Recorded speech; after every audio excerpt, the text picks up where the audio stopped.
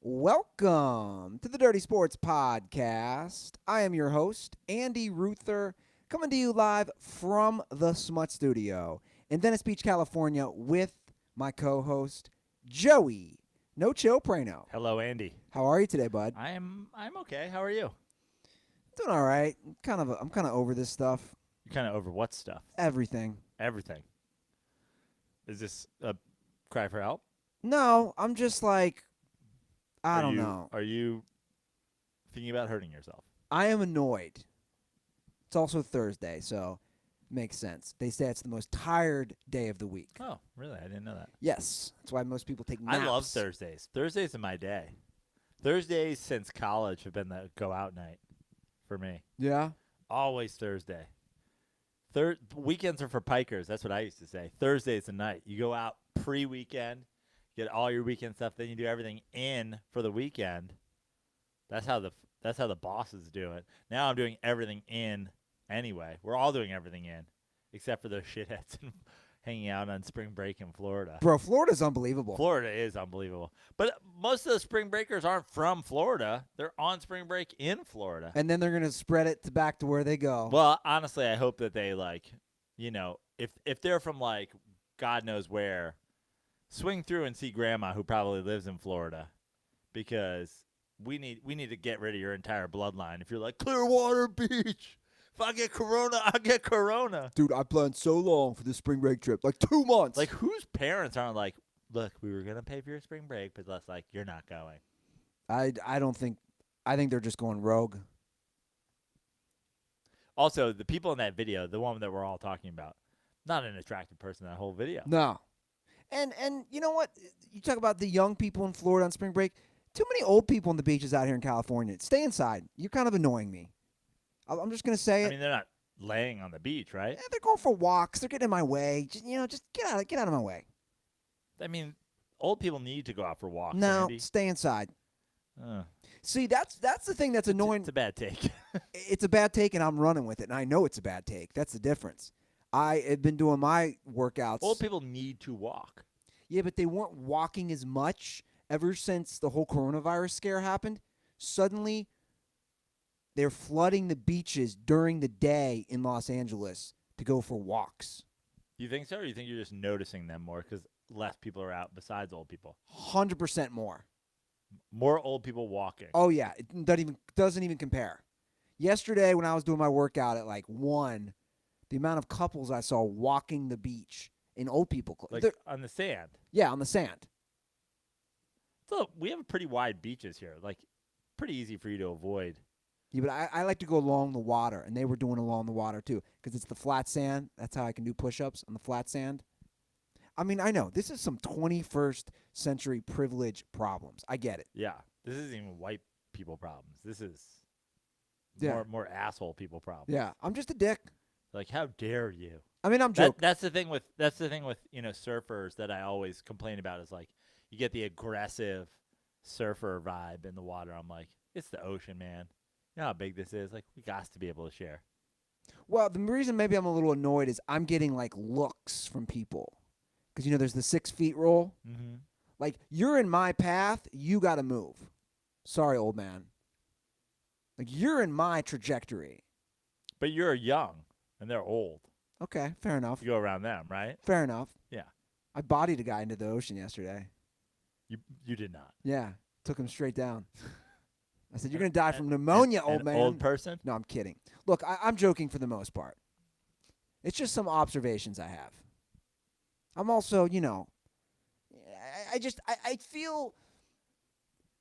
feel like these things could have been prevented. I don't know. As I'm watching things play out, I'm just like, I don't know, guys. Your boy over here last week said if it's that big of a deal, let's all just go under quarantine for a couple weeks. But now you're not under quarantine. You're going out and about. You're going for runs on the beach. You're like, hey, I'm going to hit Trader Joe's tonight. I'm attempting to. Right. I need groceries. So you're literally doing the opposite of what you say people should do.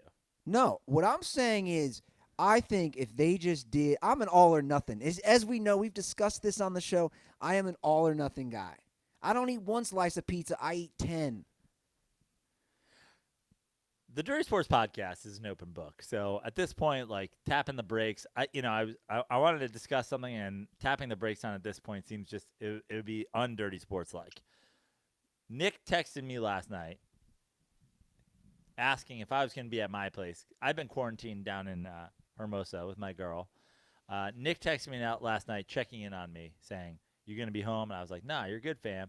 And he said that you basically sent him over to my place because you had a lady here last night. Correct. You're very high-strung today. I feel like a lady last night, you can't get a back rub or something. Like, No, it has nothing to do with that. I mean, I feel like this is. No, it has nothing to do with that. For real. You guys Netflix and chill? Yeah. It has nothing to do with that. It's more of.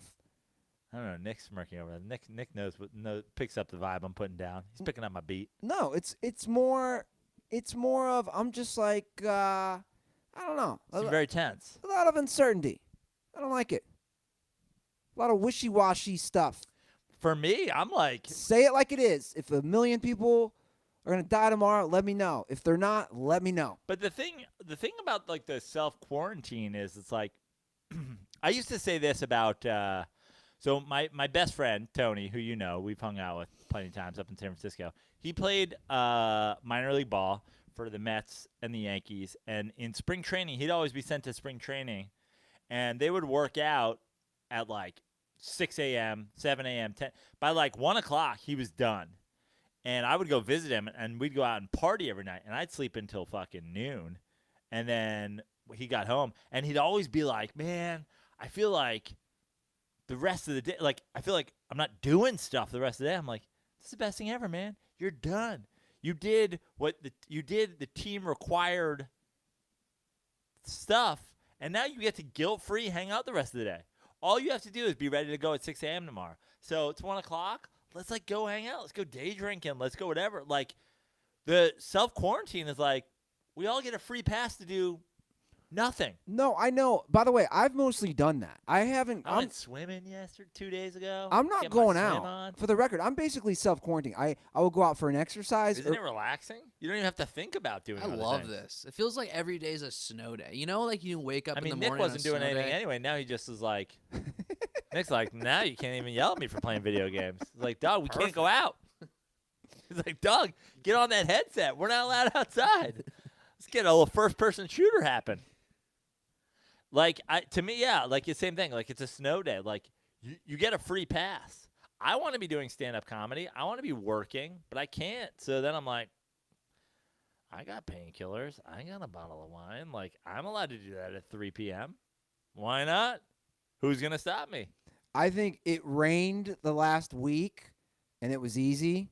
You don't want to go outside. It was pouring rain every day. Now that the sun has come out the last couple days, it's tough for me to just be like, I'm quarantining. You got a pool here.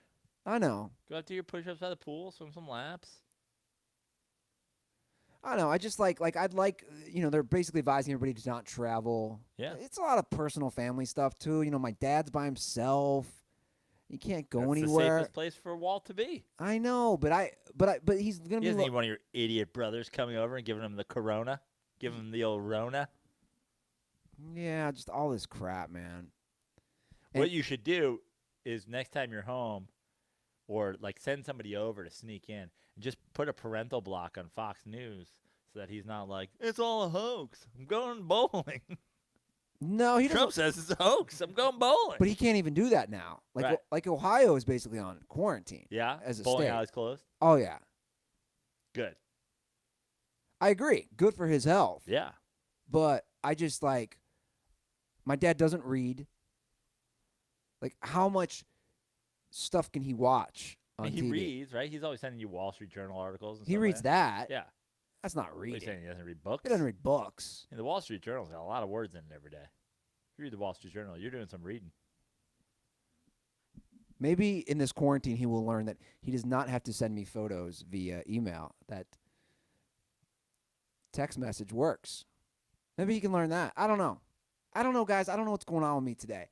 I do want to talk NFL, though. Okay. I am excited about that. Great. Dude, this free agency, I'm going to say it right now on the show. It's the best free agency we've ever had. You think so? I know so. Well, just because Tom Brady. and so many quarterbacks. Yeah, but I feel like not nearly as many stars have moved this free agency as other free agencies. But quarterbacks, obviously the big ones. But even from the quarterback standpoint, how many quarterbacks have really moved? We've got a lot of guys. Who I have it in front of us, Joe. I know, but we have a lot of guys who are kind of done moving, and we've got a lot of guys who are backups moving into potentially starter roles. We have Brady to the Bucs, Rivers It's to obviously the big one. Rivers to the Colts, Bridgewater to the Panthers, Right. Nick Foles to the Bears. I mean, that's 4 major moves out of 32 teams. Yeah.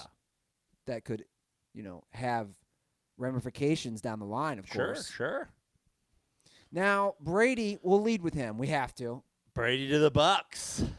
I said on Monday, the Bucs makes the most sense for a better team, even though I didn't want to say it. And it came down to them and the Chargers, I guess. And he knew that the Bucs, again, have a better cast. Most people are saying this is the best offensive cast he's had since 2007, the Randy Moss Patriots days. I'd have to agree. Look, I am still of the opinion, and I was just tweeting back and forth with Matty Goldberg about this. I'm still of the opinion, weapons, whatever, that's the beauty of what Belichick. It's not like they didn't have weapons at times or that they didn't want. It's like Belichick knew that was less important to winning than anything else. Yeah. I'm going to go 2 tight ends this year. It's going to be Hernandez and Gronk. This is our offense. And I'm going to spend in all these other places. Yes, Brady has wide receivers. Yes, Brady has a tight end. Their running game, it's okay. It's not all that. Yeah, it's not that good. Is Brady is Brady suddenly going to be a guy who's throwing the ball 50 times a game at 42 years old? 43. 43? Yes. He's going to be a 50 times a game passer? Maybe 40. Is this the best strategy for winning? A 40-year-old passer? If you're in your 40s as a quarterback, do you want to be throwing the same amount of times as years of age?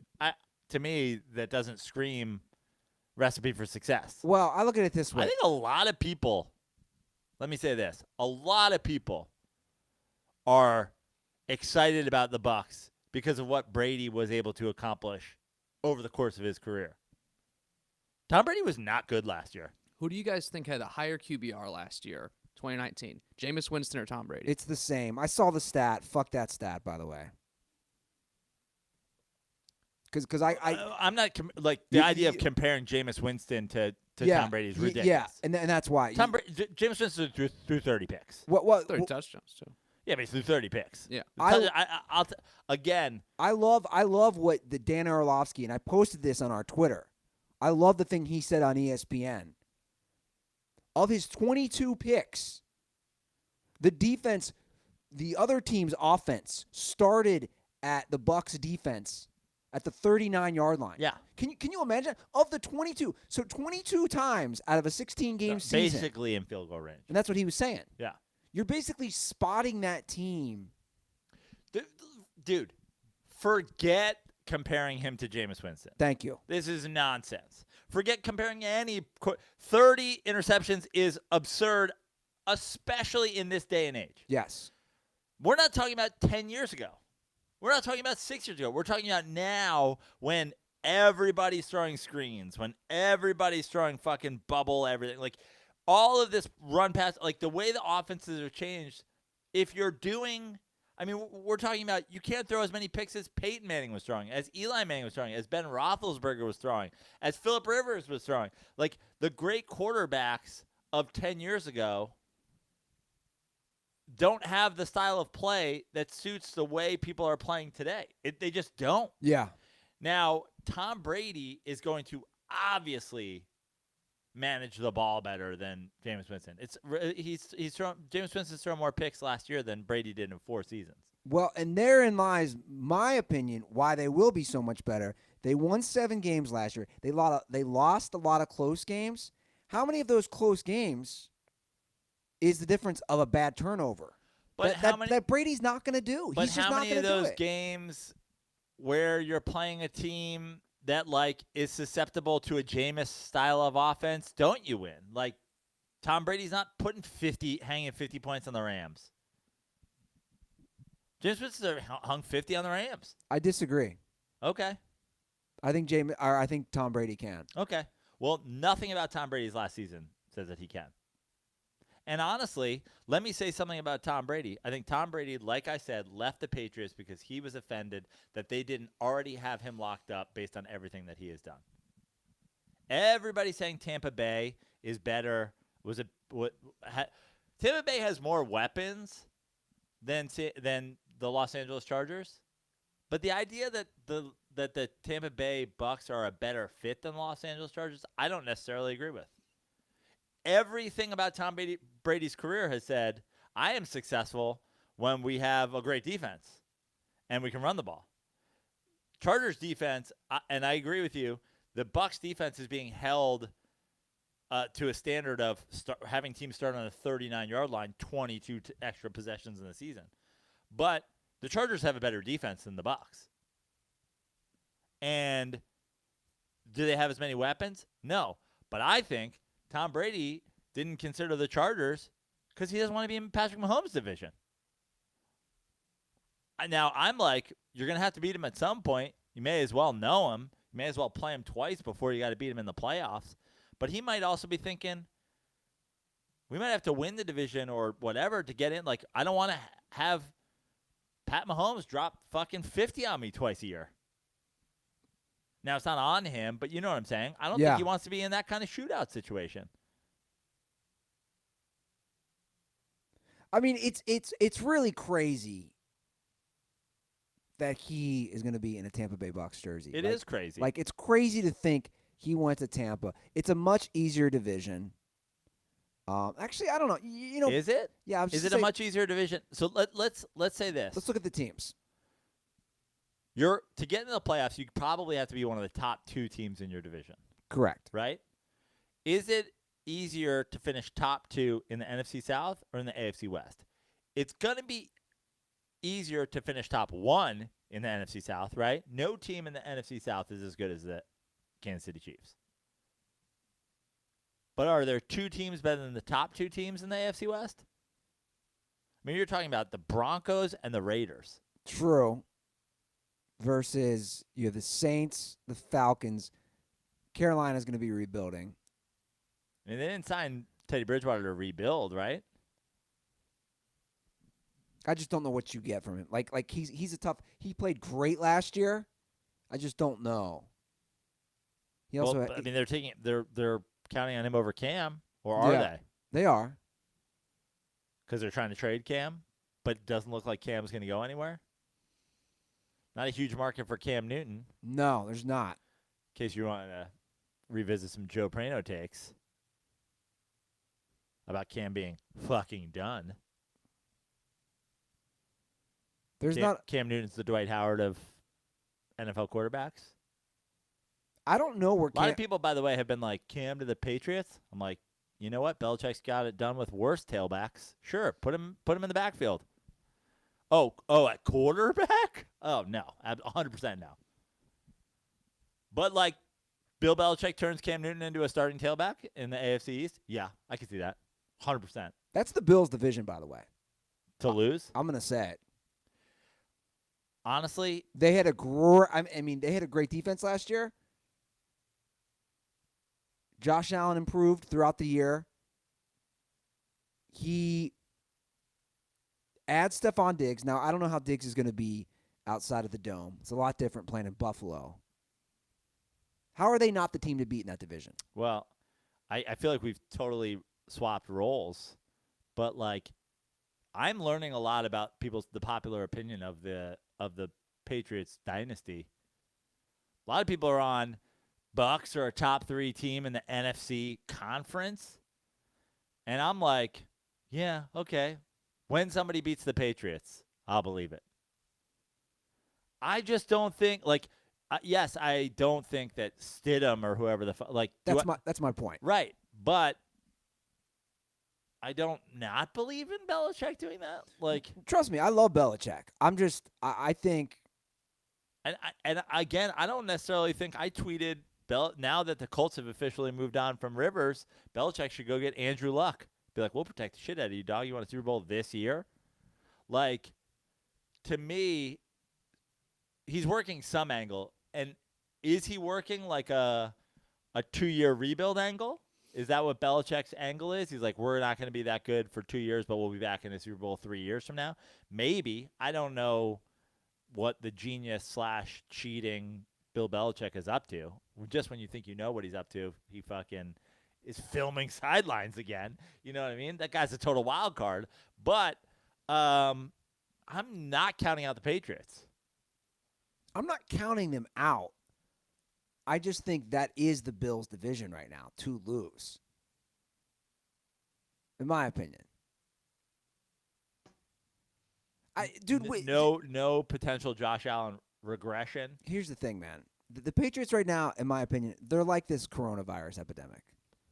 You don't know what's going to happen. They've had we had consistency in our world. We haven't had to deal with this basically since the Spanish flu, the early 20th century, right? That's the Patriots. They had Tom Brady for 20 years. Okay, let's just do a totally hypothetical. Like the same way as we do coronavirus. We have no idea where we're going to be a week from now in the coronavirus. Let's do a total hypothetical. Jameis goes to the Raiders. Derek Carr goes to the Patriots. Who wins the AFC East? I'm just saying we're talking about it's the Bills' division to lose because we're assuming Bill Belichick's going to start a backup. That's my thing. I don't see him starting Stidham. Right. So that's why I'm like I'm not going on the record as the Patriots are done right now because I don't think it's over. Is Bill Belichick?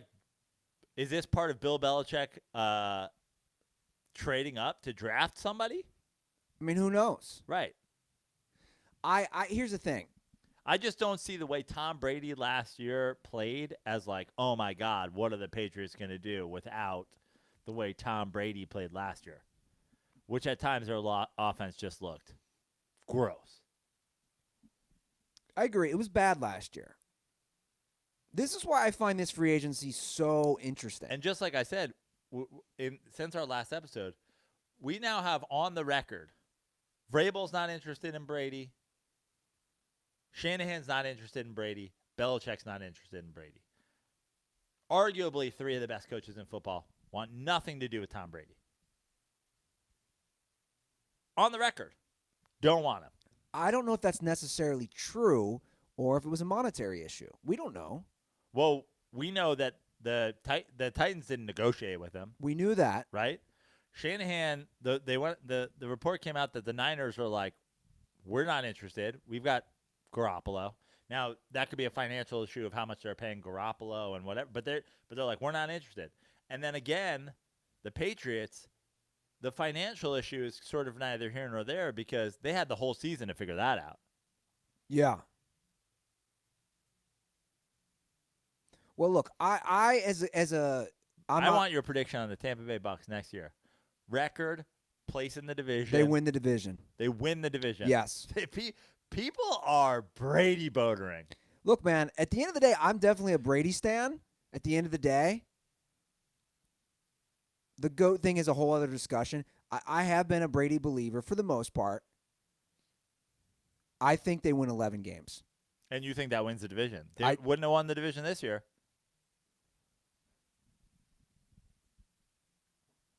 Look, man, Vegas is agreeing. By the way, have you seen the odds? I agree with you that Brady and the Bucs win 10 or 11 games, but I say that based on this: Jameis Winston fucking stinks, and I'm going into the camera for that one. Stinks, bad. Jamarcus Winston, trash. If you wrote a 400-page book about Jameis Winston, use it as fucking toilet paper. The world needs it. What a clown! The idea that let's go back a couple months to we were arguing with a Jameis Winston Hall of Fame. People don't even want him as a backup. Jameis Winston's trash. Well, that's what he is. Trash bag. Well, hold on. Let me hop in here. Okay, so if Jameis Winston can win 7 games with the team, yeah, I think Tom Brady can win 10 games with the team, 11 games with the team. Do I think that wins the division? Do I think that means that the Tampa Bay Bucs can win a playoff game? No, I am not ready to go in on either of those things. I think you're undervaluing. You're not going to like this. What Tom Brady brings to that locker room. He brings 6 Super Bowls, 9 Super Bowl appearances, a winning pedigree. He was under. If you respect Bill Belichick, who he was under for 20 years, you have to then respect what he's taking to another team. I'm telling you, and all reports are leaking, all these guys suddenly wanted to play for Tampa Bay. Sure. Because they want to play with Tom Brady. Sure. But we've seen that. We've seen that throughout sports all the time. Talk to every NBA guy right now. Talk to anybody who's played in the NBA in the last 20 years. Shaq, Paul Pierce, whatever. I'm taking Kobe over LeBron James. Go, you just had that killer instinct. Well, Paul Pierce, you should get in a wheelchair and somebody should push you into the ocean. Because you're a fucking idiot. Like, I've said this before, and I'll say it again, across sports. A wide receiver on some team thinking Tom Brady's the fucking GOAT doesn't mean that Tom, like, bro, if you were meant to be a coach, then you'd be a fucking coach. Paul Pierce just embarrasses himself on fucking ESPN every week. All right, well, that's fine. Look, we don't have to necessarily agree on all this stuff. We are agreeing. 10, 11 games. Maybe they win the division. Maybe they don't. I'm sorry. The idea that people are penciling the Tampa Bay Buccaneers into the NFC Championship game I don't think people are. And I like go to home, internet. You're drunk. Look, and I like to trust Vegas. They're not. Their odds have significantly jumped from what I saw today on the NFL Network. Now Tampa Bay is tied for 7th highest winning possibility of the Super Bowl. Of winning the Super Bowl. Yeah. So Vegas isn't going crazy. They're putting them at 7 out of 32 teams. And just like me, I'm not going crazy. For me to say they're going to win 11 games, again, you just I said that. That's what I'm saying. You just explained it. It's not that crazy. I do want to discuss Jameis for a minute. Yeah. Because here we are. All these moves have happened. I've been following this extremely closely. I assume we all have. Nobody's got anything to do right now. More people are watching this stuff, reading about this stuff. There is not a market for Jameis Winston right now from everything I've read as far as a starter. Well, I'm seeing reports that maybe a competition with Dwayne Haskins if the Redskins sign him, which I'm sure you as a Giants fan love to see that. Yeah, give me him. We beat him last year. We'll beat him again. I love it. No, I mean, give me 2 games a year against Jameis. Give me 2 games a year against the Jameis Dwayne. Honestly, the Jameis Dwayne Haskins thing, remarkably similar. Sort of turnover guys, big schools, huge college success, like big arms, but just not good since they've been in the NFL. Like, everybody knows in the Joe Prano recipe for a great quarterback, if you played at Ohio State, if you played at Florida State, if you played at Alabama, I don't want you in the fucking first place. Yeah. You've never dealt with any struggle whatsoever in your life at the position of quarterback? Yeah, just on that reason, I'm out. But, like, even that, like, is, to me, that just reeks of a terrible Redskins move. I agree. But you said it. Redskins, Bengals, Raiders. Well, these are the kind of people that get into the the Jamarcus Winston. We discussed this off air. Bidding game. I was saying, as someone from there, this reeks of a Cincinnati Bengals move. Not drafting Burrow, trading that pick, or whatever they're doing, or taking Chase Young, number 1, throwing a bargain rate deal at Jameis Winston. I don't know what Nick's Steelers cap situation is, but to me, no team makes more sense for Jameis Winston than the Pittsburgh Steelers. Why? Built like Roethlisberger, plays like Roethlisberger, rapes like Roethlisberger, sits behind Roethlisberger for 3 to 5 weeks before Roethlisberger gets hurt. No one misses a beat. You're throwing the ball downfield. You're throwing interceptions. But Big Ben, you're fingering Uber drivers. Big Ben does not toss as many INTs. He doesn't, but he does have Jameis Winston-like tendencies to have huge. Like, Big Ben will throw 15 interceptions a year to 20 interceptions a year, and they'll be in 4 games.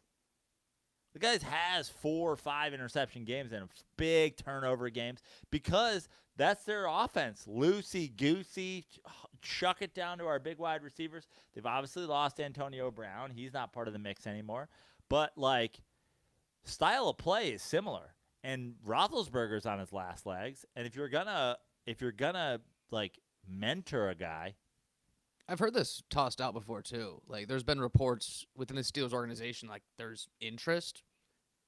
And I can see those comparisons you're making. I guess I didn't really like the move when I first heard it, and now that you say like how similar tendencies there are, it's not the worst thing in the world. I mean, yeah, Ben Roethlisberger's got like 2 more years left in him at best, at most. Now, the thing about the Steelers Roethlisberger Winston thing is Winston is what Roethlisberger has become. Roethlisberger wasn't that guy when the Steelers were winning Super Bowls. That's not the style of play that has been led to Steelers' success in terms of getting a championship. So then you go, wait, do we want to bring in a guy who plays the way Ben Roethlisberger losing in the second round of the playoffs plays? Or do we want a guy that's playing the way Ben Roethlisberger played when he was winning Super Bowls? Now, obviously, I'm not the biggest fucking, Mike Tomlin fan, but to me, you're not really missing a beat if you go from current Ben Roethlisberger gets injured in week 5 to current Jameis Winston. I don't think you're missing a beat at all. So that's where I'm at. If I'm like a guy who's the GM of the Steelers, I'm going, yeah, but what's Ben won us lately? I wouldn't hate getting Jameis for like maybe a year or 2 because the Steelers don't have a draft pick this year. And the other thing is you're going to have to replace Roethlisberger at some point. Right. So are you going with what the Steelers have done for way too long, which is Roethlisberger and a punchline? Maybe. Or do you go Roethlisberger and Winston? Like at least that's what the Cowboys love to do all the time behind Romo. It was always Romo and this guy was bagging groceries. Matt Castle, Kitna. Did you say bagging or banging groceries? Bagging groceries. And honestly, in John Kitna's, I think they caught him fucking a cantaloupe one time. Lay off Kitna. By the way, quality year with the Bengals in 2004. But that's what I'm saying. That's what they always used to love to do is they'd have nobody behind him. And then when he got hurt in week 9, they'd be like, our season's over. It's like you can have a backup. Like right now the Giants, there was talk of the Giants were looking at Matt Moore to back up Daniel Jones. It's like, fuck yeah. A quality backup behind a guy who holds the ball too long, who got hurt in his rookie season, give him to me. Here's what I like. Steelers go out, sign Jameis Winston for a year. Complete downgrade. Jameis throws 40 interceptions. Pittsburgh gets in a top 5 pick. Go out and get Trevor Lawrence. Purposefully get Jameis to tank. Top 5. Bro, Trevor Lawrence is going number 1. He's going number 1 for sure. I would like to see him. I'll say it. I'll just say it on record. As someone who now has Los Angeles Chargers season tickets, I would much rather have Jameis Winston than Tyrod Taylor. Well, I mean, first of all, I don't know if you'd much. I would because you'd much rather have him in like because you don't know what you're getting and like people will come for the show. Exactly. From an entertainment standpoint, right? The feast or famine game of Jameis Winston would be something. Again, I'm not like I'm a diehard Chargers fan. I got the season tickets.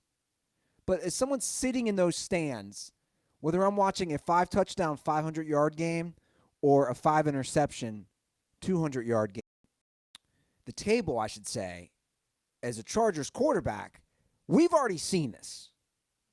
Yeah. Oh, yeah. Sure. We saw what happened in Buffalo when he got benched when they were in first place in the playoffs. Yeah. Maybe not in first place. No, they were. Yeah, exactly. They were in the playoffs. He was benched for Nathan Peterman. Obviously, that didn't work out. He was then benched in Cleveland. First of all, bench for Nathan Peterman comes in, and then he takes back over, and then he throws for 30 yards in a playoff game. Yeah.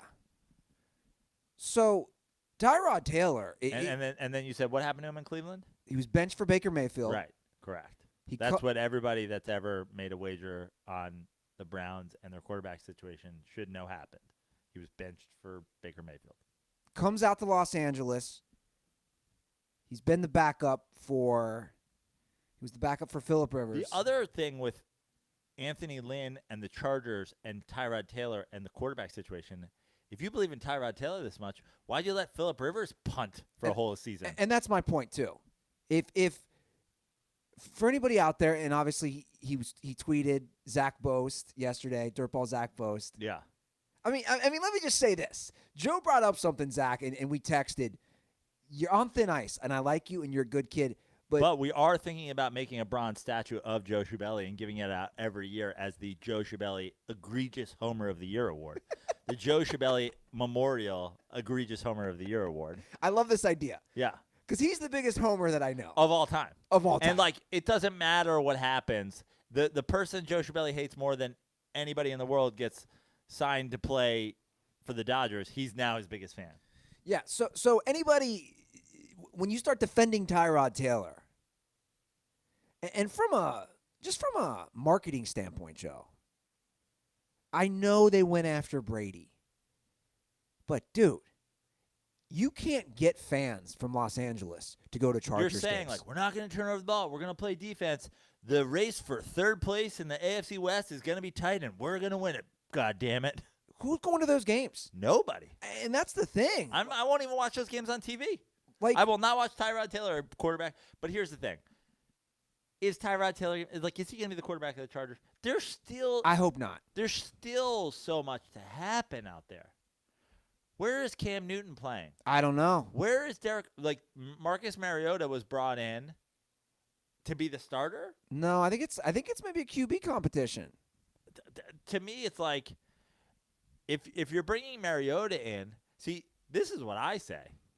If you're Gruden, I'm going after Jameis too. I'm getting both the 1-2 pick from that draft. He's a grinder. I'm having a bust off. I'm having a Jameis Marcus bust off.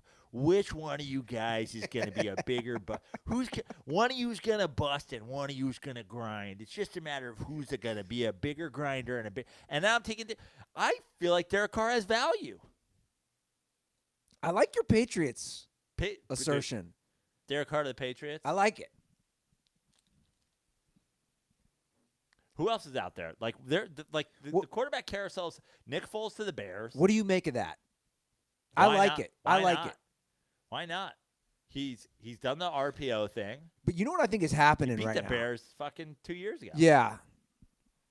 The doink kick. The thing is, I feel like a lot of GMs and organizations saw what happened in Tennessee. They saw this QB competition. They saw a guy that they were trying, and then they brought in a veteran, and it turned it all around. And I think they like that of this. It brings out the best in people competition. I like the Foles move for sure. You know who I like by the way, to the Patriots even more than Derek Carr? Give me Fitz on the Patriots, dude. Get out of here. Give me Fitz. And just like Fitz just like burying the Fitz haters for years. Get out of here. Fitz wins 13 games and plays in fucking Super Bowl. Get out of here with that talk. I love it. Get out of here. Bill Belichick's like, give me him. Give me him. Bring him back home to Cambridge. Let's go. Park your fucking trophy in Harvard Yard. Park your fucking beard. It's fucking FitzMagic. Sound like Bill Burr right there. But then we also have quarterbacks in the draft. I know it's like everybody's like, oh guys, how much you gonna talk about fucking quarterbacks? This is the year of the quarterback carousel. That's why I said it's the most exciting free agency. Including, again, like Luck's gone. Can you imagine if Luck and Eli were involved in this situation? Both those guys just ejected. But, like, because, like, let's talk Phillip Rivers to the Colts. I'm like a Colts. I was on the Colts are a quarterback away last year. Luck is out. Get a vet in here immediately. Everybody knows I was on the. This is great for both teams. Trade for Eli right now. Let the guy go out with a fucking good offensive line. Phillip Rivers is going to have a great offensive line. He's going to be protected. He's going to be inside. He's going to have a pretty good defense. He's going to have a darn good running game. What do you see Phillip Rivers the Colts? I like it. I don't love it. I like it. but it's still the AFC South too. Well, I'm out. I'm about to. Dude, I'll tell you what, and we'll get to it. The Bill O'Brien stuff, more stuff that has leaked since Monday's show. I'm ready to sell the Texans stock, even though I'm a huge fan of Deshaun Watson. I mean, this has nothing to do come with. on in, dude. The water's warm. I've been living in this hot tub. Thi- We got drinks. We got fucking edibles. This has nothing. Come on in. Yeah, The Bill O'Brien is fucking trash This hot tub. this has nothing to Open do with. for business. Yeah, it has nothing to do with Deshaun Watson. Love It's his hot in game. here, by the way. I've been heating this hot tub since 2014. So right now, obviously, we're high on the Titans. I'm going to go ahead and say it. I think the Colts win the division. Andy Ruther predicts right there. You heard it first. See, I am much like Brady. I'm a little bit out on Rivers. Rivers, to me, of all the guys that we've talked about over the years, to me, he looked like he fell off a cliff. More so than Brady, more so than Eli, Why? more so. Why more so than Eli? Why? Because Rivers had it all. Rivers was on a team that was 12-4, 13-3 2 years ago. 12-4, yeah. Yeah, it's not like Rivers was on this team that was rebuilding and playing behind a bad offensive line and playing with a bad defense. Rivers just went from being like good to being like not good at all, and like the team really, they had. But you were also on record. They had a couple injuries, but like it's not like they fell off. You're on record saying that Rivers didn't really fall off. You're on record last football season saying that. But I'm saying in terms of, again, it's the same thing. Yes, when your offensive line gets worse, you're going to get worse. Yeah. Like I don't think that Rivers isn't competent to play. He's a major upgrade from Josie Brisket, for sure. He can play lefty. He's going to be an upgrade because he knows the game better. He's not going to miss 4-yard outs on Monday Night Football like Josie did over and over again. He's going to be better. God, a Brisket sounds so good right now. But I'm just saying that it to me, Phillip Rivers, it seemed like, again, it's not like he's washed. I don't believe you go from one year to the next being washed, but I just feel like even in his style of play last year, even in just like that back foot, chuck it up, who gives a shit? It's like, where are you at mentally? Are you coming back this year and now you're like redialing your attitude on football? You're like, now I'm gonna focus on like protecting the ball more. Like I'm not talking about physically washed. I'm talking about just like it seemed like he was on tilt.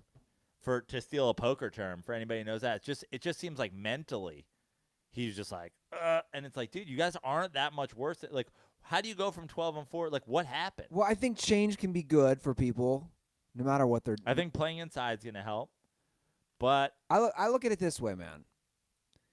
Tennessee has a good defense. I'm also still not 100% sold on Tannehill, especially if you break down his numbers. What he did versus his first few games versus his last few games. And look, Derrick Henry's a beast. But, dude, the running back, and maybe this is a segue into the running back situation with Todd Gurley, these guys can only get so many touches. The body breaks down. This is crazy. That's where Derrick Henry is an enigma. The last couple of years, he has gotten better late in the year. And that is, I gave my no-chill nug last episode about how he improved with Tannehill, and I believe in that. Like the stats are what they are, but also the last couple of years he is one of those guys where he's like getting stronger, getting better, whatever. I mean, I agree with you. The AFC South, the Jaguars clearly are just going full rebuild. Yes. The Jaguars are going. The Jaguars were in an AFC Championship game fucking 2 years ago, and are now just like, we're done, we're starting over. So that they're gonna give away some wins, and I agree with you. I think it's the Colts and the Titans. I'm out on Bill O'Brien, and I'm out on. I mean, Hopkins was the reason that the Hopkins-Watson together was the reason that they were able to overcome Bill O'Brien so much. because those guys were doing something that was sort of outside of like the strategy. It's like that's just a wide receiver and a quarterback just winning. Well, I have to play the clip now that we're talking AFC South. The clip that It was never like, oh my God, their offense is so crisp. It's just like, oh, throw it to that guy in a 50-50 ball. He's going to win it a lot. Michael Irvin went on ESPN's Get Up, and he revealed a wild little nug about what happened between Bill O'Brien and DeAndre Hopkins. Am I supposed to wear? You can wear it. And is this? Are we doing the adult first take here, or is this kid's first take? That's a different show. This is Get Up. So this is what Irvin told Seth Greenberg on Get Up. What the fuck is Get Up? That's what I tell my boner when I'm hurting. I feel like Get Up is an ESPN show where like Michael Irvin goes to visit his white girlfriend's family and gets strapped to a chair in the basement. I like what you did there. Okay, let's go. Let's go. To get out. You guys see what he did? Okay. Hopkins was just traded from Houston to Arizona in a move that stunned a lot of people. What did you think of it, Michael Irvin? ESPN show. And Greeny, you know, it stunned me, Greeny, and I'm going to tell you guys, both of you guys, you know, I got on the phone with him right after I heard about this trade, and I tried to pull it out of him like, what happened? What happened here, man? There's no way they give away one of the best receivers in the NFL for a ham sandwich like they did. And he kept the high road on it. He said, Michael, you know, I'm just happy about where I'm going, and that's it. He left it there. But of course, you know, I couldn't rest my mind on it. I called him again 24 hours later, like late yesterday, and then he was willing to talk more. And I said, tell me what happened in Houston. And he went into it. He told me, he said, Michael, it was a bit of a power struggle there because Coach O'Brien thought he had too much influence over the locker room. He called DeAndre Hopkins in a meeting to talk about this and to kind of, I guess, hash it out. In that meeting, he started the meeting with telling DeAndre Hopkins this. That blew my mind when DeAndre told me this. He told DeAndre Hopkins, he said, hey, the last time I had to have a meeting like this, it was with Aaron Hernandez. I was like, what? He put in Aaron Hernandez in this meeting? He said, yes, he did. He said, Michael, that blew my mind that he would even bring that up. I've never been in any trouble. I don't know why would he equate me with Aaron Hernandez. And from there, the meeting just deteriorated. You know, he got into talking about DeAndre Hopkins because DeAndre Hopkins has a few kids and from different women. And he said, you know, he told DeAndre he doesn't like that he has his baby mamas around sometimes. And from that, I think the relationship just went bad. And thus, we got a trade of DeAndre Hopkins from Houston for basically, like I said earlier, a ham sandwich. All right. Well, first of all, I'm on the record of saying Bill O'Brien's a boob, but now he just seems like a bit of a piece of shit. Well, yeah, that's what I'm saying. You hear that and you think you compared a guy to a serial killer. Let's not take this lightly. He can serial killer, but yeah, like a mass murderer. I mean, I'm just saying. A multiple murderer for sure. Not a mass murderer. He didn't as our kill official 100 people. Aaron Hernandez correspondent, which I have been for a while. I know a lot about Aaron Hernandez. I've watched all the documentaries, listened to the podcast. The guy was a lunatic. So to compare him bringing in a couple baby mamas around to a sociopath, I'm going to say it right now. After hearing this, Bill O'Brien should not be coaching at any level. Yeah, like it's offensive. Bill, now you got to worry about like what other things has Bill O'Brien like. There's been a couple of other guys that like left in a huff from Bill O'Brien. Like, you know, is he telling running backs like, you know, we got to sit down and talk about this? You know, you're wearing these gloves in the backfield. Just want to say, a running back gloves kind of got an OJ vibe. Yeah, there's an OJ thing going on here. You date a white girl. Yeah, just want to make sure you don't chop her head off. Yeah, and the you know, Aaron Foster's like, what did you say to me? Like, yeah. Bro, I'm a Rhodes Scholar. And he's like, yeah, but, you know, you've been a little stabby lately. Like, Bill O'Brien, like, I mean, Well, If you're the Aaron Hernandez correspondent for long, I am the Bill O'Brien. I am the Bill O'Brien engineer truther. of the Bill O'Brien is a fucking idiot train. You're Bill for O'Brien a long truther. time. Well, and now it's all coming out. I don't know. It's too bad that Texas Boy 35 and Andrew Boggs and all these guys have disappeared from the internet. Texas Boy 35. It's sad that they have disappeared from the internet because I'd love to You know what hear else? how they feel about this. I don't know if you followed this. He's like, J.J. Watt, you're missing a lot of games. Great edge rusher. But have you been smoking crack like Lawrence Taylor? Like, what's going on here? A lot of former players now have come out of the woodwork. So a lot of guys, after this was leaked, came out and have said similar things, how O'Brien was just a cancer. And the fact that they've kept him this long is as I said, hired him in the first place. We got to go back to, we have to go back to just the beginning. Like, do I think we do a great show? Yeah, I do, Andy. If they made us the co-hosts of SportsCenter tomorrow, I'd be like, this is reckless. What are you guys doing? There's no proof that either of us could host SportsCenter. We've never Really? There's no proof of it. Neither of us have done live television. Neither of us work off of teleprompters on a regular basis. I don't know if Andy owns a suit. Like, what the hell is happening here? I own 3. Like, we're not qualified to be the anchors of SportsCenter tomorrow. Do we do a great show? Sure. Now, if they said, hey, we want you guys to host a freewheeling sports podcast on ESPN, sure. But we're not hosting. Bill O'Brien won 9 games at Penn State. Okay, serious question. What would be easier for you and I? To host SportsCenter or become coaches in the Houston Texans?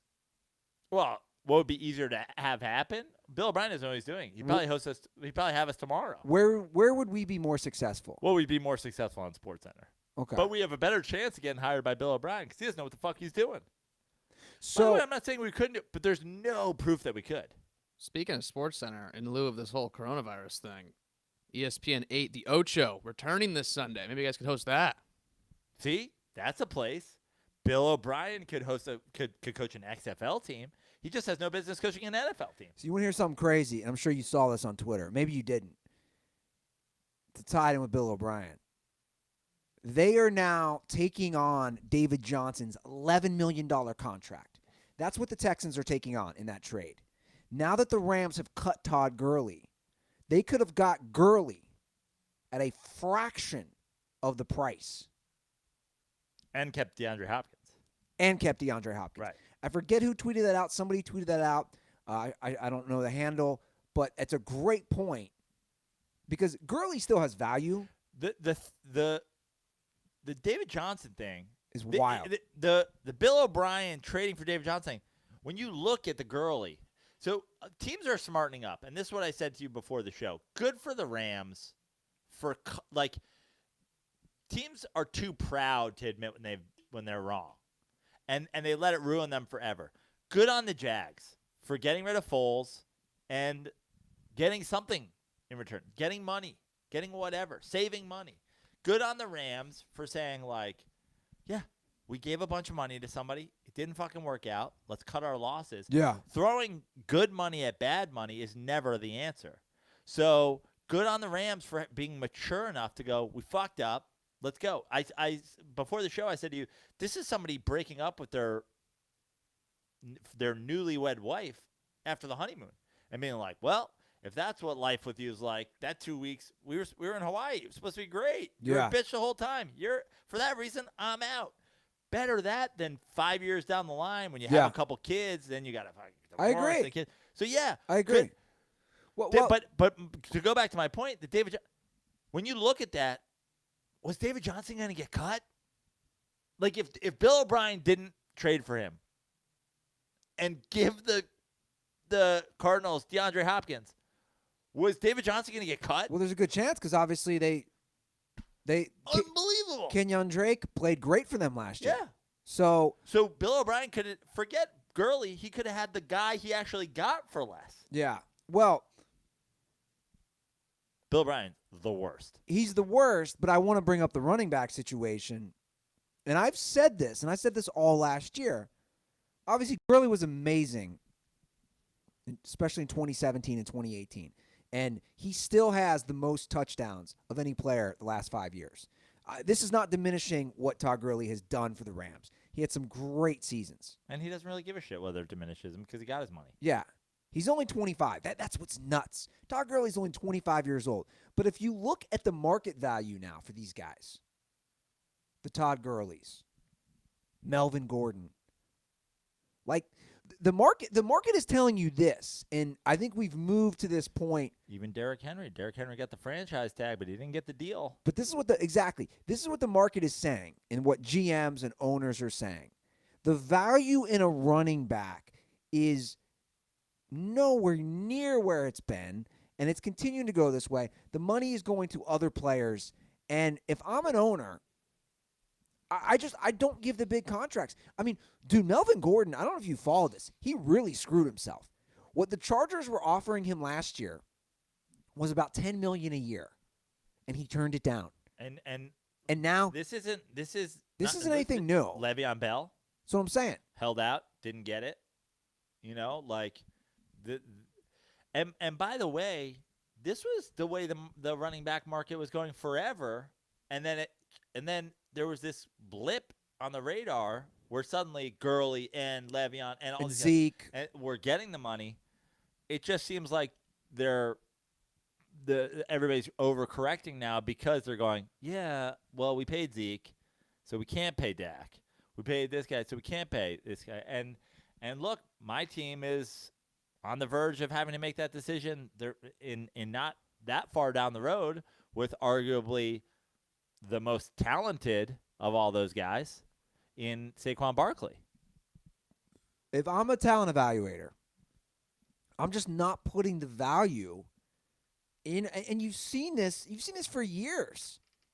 Teams that make these late picks. I mean, Shanahan did that with the Broncos. How many years did they just keep having a 1,000-yard rusher from these guys that he just picked out of nowhere? I just like. And also, you look at just the success of teams that, again, I always say it, and a couple of people have called me out on it in saying, explain yourself, because why do you keep saying it? It's a Super Bowl or bust league.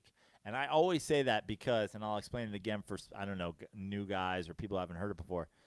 Essentially, far more so than in any other sport, but essentially, not like 100%, but we're talking about, there's not a lot of stadiums that are 80% full.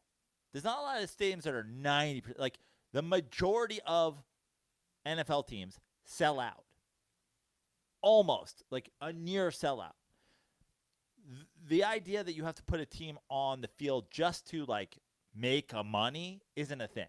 NFL teams are making money. You could be the worst team in the league. You're making money. Well, just with the TV contracts alone. Exactly. But I'm saying it's different than being a baseball team and going, we're going to win 40 games this year and rebuild. You can't. You lose money. No one comes. They don't pay for parking. They don't buy seats. NFL teams, I mean, especially in a 16, soon-to-be 17-game season, I mean, if you call a Dolphins fan right now, they're going to be like, we can win the Super Bowl. We literally made $1,000 never paid by a fucking Dolphins fan who thought they were going to win 12 games. Never forget. 2 years ago. Mac. You know what I mean? Every year, more so than the old phrase about baseball, hope springs eternal, every football fan thinks that they're going to win the Super Bowl or thinks that they have a chance. We have Zach Boast telling us maybe Tyrod Taylor ain't that bad. It's like checking a rehab. But, like, by the way, is he currently the leading candidate for the Joe Schiavelli Memorial Homer of the Year award? Yeah. Like, he's got to be. This is Tyrod Taylor. He's on the Tyrod Taylor train. It's a pretty bad take. Tyrod Taylor isn't even on a train. Tyrod Taylor is riding a Brio around. You know what I'm saying? Tyrod Taylor's taking a bird scooter. Yeah. So my point is this. The reason it's a Super Bowl, like, financials is not a part of it. The end game here is you're trying to win the Super Bowl. That's the thing. Every team's trying to win the Super Bowl. Teams don't really even tank in the NFL. It's really not a thing that you can ask people to do. So, like, when we're talking about who's winning the championships, the Super Bowl last year was the 49ers and the Chiefs. running back wise, the Chiefs lost their running back, and then like we're going like basically running back by committee. The Niners leading running back down the stretch is a guy who was like third string when the year started, fourth string, whatever. Like, meanwhile, you've got Derrick Henry losing in the AFC Championship game. You've got the Packers running back who, like, another guy who was, like, not supposed to be great. Yeah. Right? Like, who are the teams that are successful being built around the go-to back? We go all the way back again, I say it, to Marshawn Lynch and the Seahawks. When's the last time we had, like, stud back, feed this guy the football and a championship? And again, that's a team that's got a top one defense and a running game. Well, you had Terrell Davis. What are you talking about, the Broncos? Obviously, you still had John Elway. Right. No, yeah. But, of course, TD was those teams. He was more important to those teams than Elway. My point is, how long ago is that? 20. That's 20 years ago. Late 90s. Yeah. Yeah. No, I agree. I mean, you had the Rams in the Super Bowl 2 seasons ago. But Gurley wasn't fucking playing. Gurley got hurt. He got hurt during those playoffs. You got the Eagles. Who's their fucking running back? Blunt and you go back again, like it's a long time since we've had this super stud running back. You know what NFL running backs are? You know what NFL running backs are? They're you know when you go to Ross Dress for Less, you can find some deals. You can really get the value. Do I know about Ross? Did you just ask me that? I know. Has there ever been a more expensive thing? This guy lives at Ross. I know. Well, we sell single shoes. Oh man, he's going into a bit. If you go to Ross Dress for Less, and for people who don't have Ross, TJ Maxx. TJ Maxx. Yeah. TJ Maxx. That's what the NFL running back situation is. You can find some gems. I got this great ottoman here, which I've had for, I don't know, 3-4 years. I got this thing for like $30. Yeah. That's how you need to treat the NFL running back situation. To throw money at these guys, and you talk about Saquon Barkley. And Saquon Barkley's a pair of crisp Stan Smiths. But you go and you get some K-Swiss, and you get yourself a green magic marker, you just made yourself some fucking Stan Smiths to anybody that doesn't look too close. I'm just saying, for you, I would not want to pay him, as great as he is. Well, and look, the market's got to be the market is adjusting himself, and maybe he knows that. Like, look, I don't want to pay anybody. But also, when you look at Saquon, like, there have been exceptions to the rule.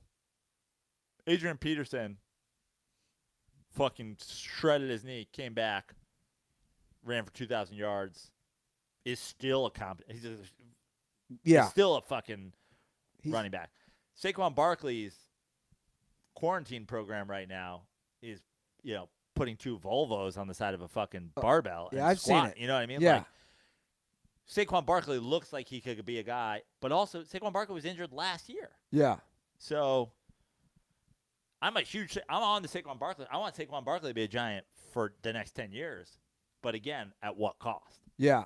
Well, I think we've done a nice dive into the NFL free agency / trades. Is there any ones? I mean, we were looking at my board. We did Brady to the Bucs. We did Rivers to the Chargers. We did Bridgewater to the Panthers. I mean, the only thing we haven't covered up there is the Eagles get a great DB. I mean, and Darius Slay. We didn't go in depth on Bridgewater to the Panthers. Do you think the Panthers are better with Bridgewater? Yes. Than they were with Kyle Allen last year? Yes. And I mean, I think it's a great upgrade from Cam. I think Cam was done. I still think the Panthers only win 6 or 7 games. Okay. So you're going Bucs, Saints.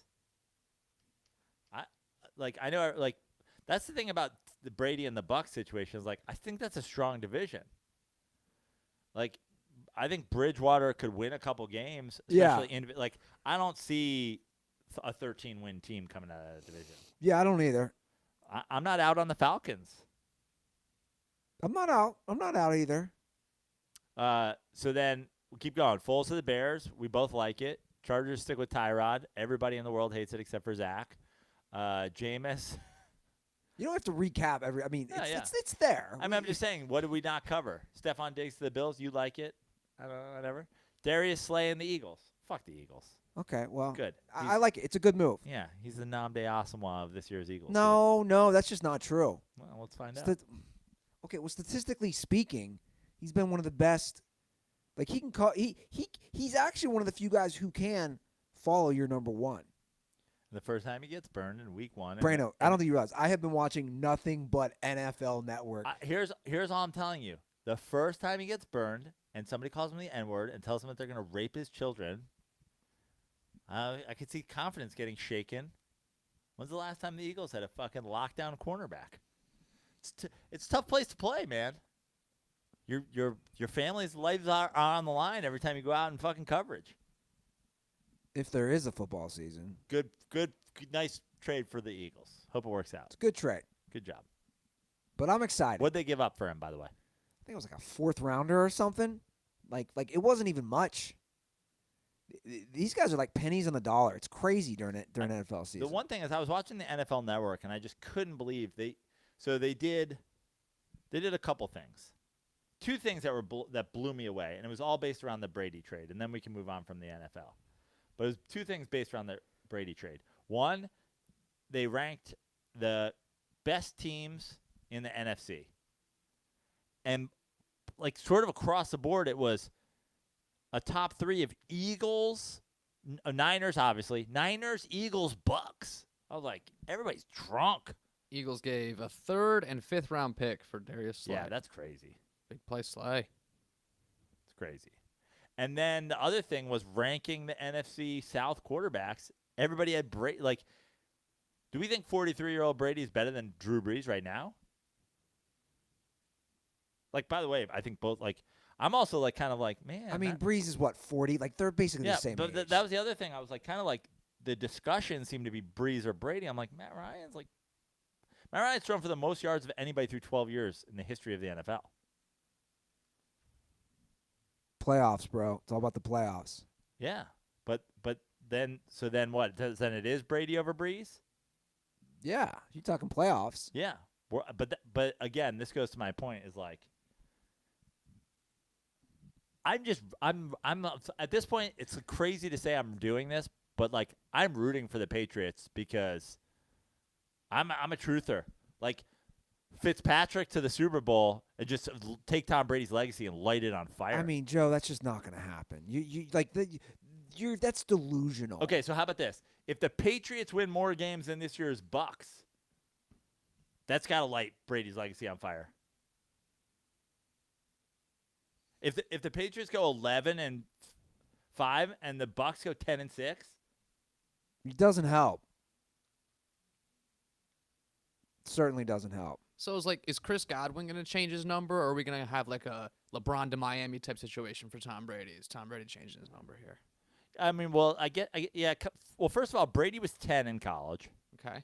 So Brady's 10 at Michigan. So does he go like a LeBron situation? Like LeBron changed his number because Miami had retired 23 for Jordan. So, which was the weird, dumbest shit ever. They should have retired fucking, I don't know, Jimmy Buffett's number. But like the idea that Miami ever retired. Anyway, he went 6, which was his USA basketball number. So and also was paying homage to the Illuminati, I think. Right, and 2 times 3 and blah blah blah blah. I think Brady is going to make Chris Godwin change his number because this move for Tom Brady, it's all about the brand. You're going, his brand is TB12. Yeah. He's going to Tampa Bay. Their abbreviation I don't think is he TB. makes Godwin, right? But he offers it. And also, if you're Tom Brady, like, what's the number? Like, you can pay it. Right. But this is like locker room 101. Like, how much does Godwin push it? Like, when Eli came to the Giants, he took 10 from Jeff Fiegels. I think he gave Fiegels, like, a trip to Florida or something like that. Also, he's a wide receiver. Why are you wearing 12? Well, that's the thing now. No wide receivers wear 80 anymore. Yeah. Which they should. If I'm a wide receiver coming in the NFL today, I go with an 80s number. 12's quarterback's number. Bring it back. 13 is like the go-to receiver number these days. James Washington. Yeah. That's the only one I got. Thomas, Beckham. There you go. This is what we're doing now. We're discussing numbers. Well, that was a whole big story last year about how like no receivers were 80s anymore. And it's like, dude, Jerry Rice was 80. How do you not come into the league wanting to wear an 80s? Hunter Renfro. Not to mention, let's pay homage to the greatest generation of all time. People born in the 80s. Ya boy. Millennials? Keenan Allen. Yeah. 13's the go-to receiver number. Mike Evans. I would love to listen to the dirt balls. We had some great dirt ball calls. Hold on. We got to go back to NFL. One thing. Sean Payton has coronavirus. We didn't even touch it. I mean, is that news? You don't want to touch Is that news? I just want to see how he blames this on the refs. Well, look. How does this become an NFL referee thing? Sean Payton having the coronavirus, again, it's I mean, we're not even talking like half the Brooklyn Nets have it. Yeah. Durant has it. Everybody has it. Yeah. Reports are saying that in an 8-week span, 56% of the state of California will have coronavirus. Wait, what? It's a hot take. It's the governors said California is expected 56% for over an 8-week period. Starting when? This was 2 hours ago on Twitter. Over an 8-week period, starting now, next 8 weeks. 56%? It's over half. Man. Means one of us. There was actually a question. 2 of us. There was a question in the YouTube comments. Who's going to get it first between us three? Oh, that's the other question. It's easily Are we Nick. doing this, by the way? Oh, it's me? Are we doing this? The one who's staying inside playing Xbox all day? It's one of you two guys. But, like, we're all way too close to each other. If one of us gets it, we're all getting it. Are we doing the Corona pool? I don't know, but before we do that, Let's do it. Before we do that- do what you're going to do. if any of us get the coronavirus, we are very lucky. We got a brand new state-of-the-art mini fridge from our friends. Is this? I don't even think it's fair to call this a mini fridge. Miller Lite is doing God's work This for isn't us. a mini fridge. This is a medium fridge. It's an amazing Honestly, fridge. we should call regular fridges big fridges because this is a fridge. Yeah.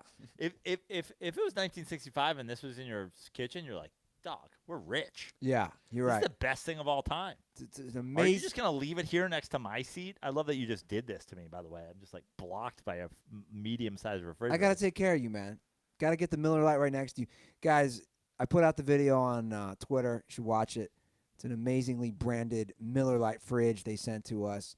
Joe, Miller knows what's up. There's a coronavirus. They're basically taking care of us. They're saying, hey, guys, we got to keep those cold Miller Lights in the fridge. And also, they know that we're going to be spending a lot more time together because we're all going to get the coronavirus. Look at these swell bottles. Yeah. These things keep your hot drinks hot and your cold drinks cold. We need to load this thing up. I noticed it hasn't been plugged in yet, but I'm going to need you to plug it in. Okay. And I'm going to need you to load it with Miller Lite. Okay. And I'm also going to need you to put it someplace in view of the camera. And if not, taking it to my place. Okay.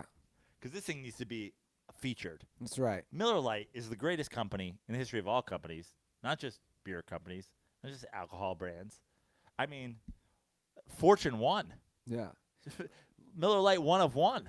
Guys, look, you're spending a lot of time with your loved ones, with your family, with your friends. Crack open a nice cold Miller Lite. Get yourself a nice medium-sized fridge like this. Miller Time, the original social media. When you're hanging out, share those Miller Lights. Share it with people that you care about in this time in need. When there's a great tasting 96-calorie Miller Lite, friends should always come before followers. And this could not mean more now. Get off the internet because it's trouble out there. It'll lead you down paths It's full of propaganda. that you don't want to go down. So drink some Miller Lite. Here's to the original light beer. Here's to the original social media. It's Miller Time. Celebrate responsibly. Miller Brewing Company, Milwaukee, Wisconsin. 96 calories and 3.2 carbs per 12 ounces. Andy, you know I have a Miller Lite strategy these days. I have a whole Miller Lite is actually directing a strong portion of my life right now. Every day, I get myself a 6-pack of Miller Lite. Fact. Because as Nick said, we're all on a snow day right now. Yeah. It's snow day. So you can get a 6-pack every morning and feel okay about it. I get a 6-pack every day. And here's my rule in these dangerous times. If you're not the kind of person that I will give one beer out of my six-pack of Miller Lite, I'm not seeing you. Oh, really? That's the rule. If you're not worthy of one of those 6 Miller Lites, I'm not seeing you. Yeah. Not until all this stuff is solved. Interesting. It's what I call the Miller Lite six-pack conundrum. Are you in or are you out? Most people, you're out. The original social media, my six-pack of Miller Lite. That's right. You want to listen to some dirtball calls? Mm-hmm. We got a lot of good calls. Let's do it. All righty. Let's get these fired up.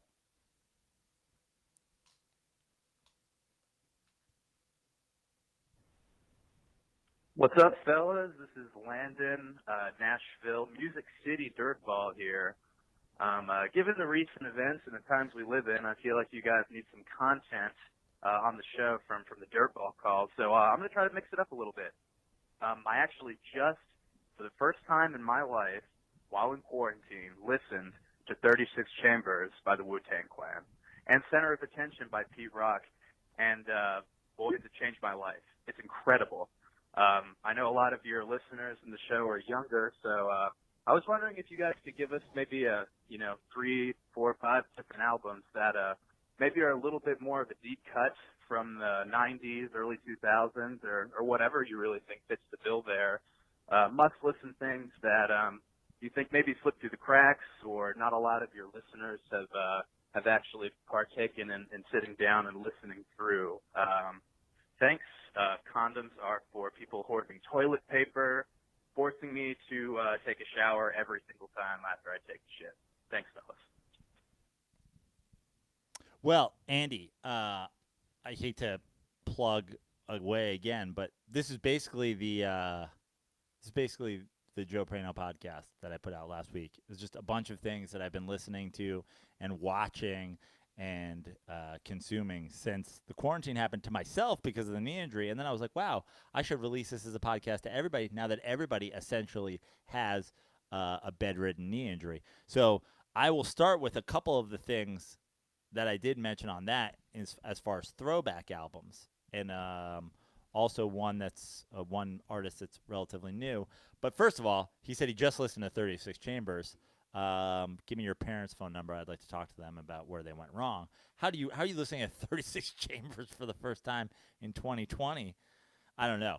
But as I said on my podcast, Radiohead's The Bends just celebrated its 25th anniversary. The Bends were sort of, I want to say, the unofficial birth of Radiohead. They had an album before Pablo Honey that they're probably most famous song still to this day, Creep, was on. But the Bends is where they really hit their stride. They started getting a little bit more creative with all kinds of music stylings after that. Got a little bit more electronic, got a little bit crazy. But like the Bends was Radiohead at their most like alt rocky, and it just celebrated its 25th anniversary. So what better time to listen to it? Also, as I said on my podcast and on Twitter, easily the number one album played on the Joe Show on 91.3 WLVR, Lehigh Valley Radio, from 1997 to 2001.